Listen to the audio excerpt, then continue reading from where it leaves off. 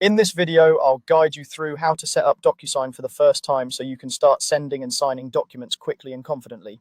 Once you've created your DocuSign account and confirmed any required details, go ahead and log in using your credentials. After you sign in to your newly created account, DocuSign doesn't just drop you into a blank dashboard. Instead, it walks you through a short setup process so the platform can tailor the experience to the way you work. Right after logging in, you'll see a welcome or setup screen asking you to tell DocuSign a bit about yourself. This isn't a test, and you can usually update these details later, so don't worry about getting everything absolutely perfect. The goal is simply to help DocuSign understand who you are and how you plan to use electronic signatures. You'll typically be asked to choose the industry you work in. This might be something like real estate, finance, education, healthcare, technology, or a more general business category. Pick the option that's closest to what you do day to day. If your exact industry isn't listed, choose the broader category that makes the most sense. Selecting the right industry helps DocuSign suggest templates and workflows that are relevant to you so you don't have to build everything from scratch. Next, you'll be asked for your department or role within your organization. This could be sales, human resources, legal, operations, accounting, or another functional area.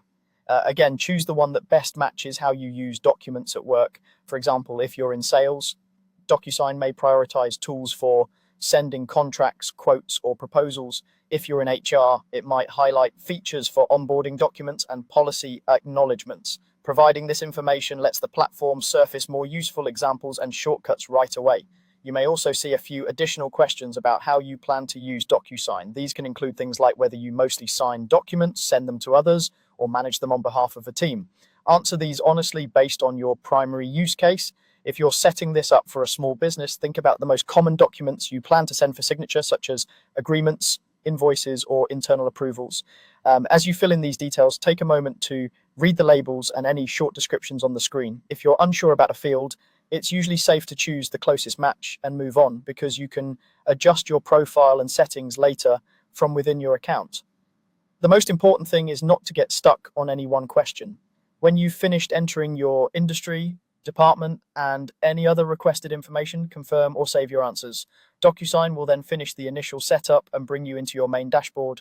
From there, you'll be ready to start uploading documents, adding recipients, and sending items out for electronic signature, all tailored to the way you work. That's all it takes to set up DocuSign after your first login. Sign in, tell the system a bit about yourself, choose your industry and department, and complete any remaining basic details. Once this is done, you're set up and ready to explore everything DocuSign has to offer.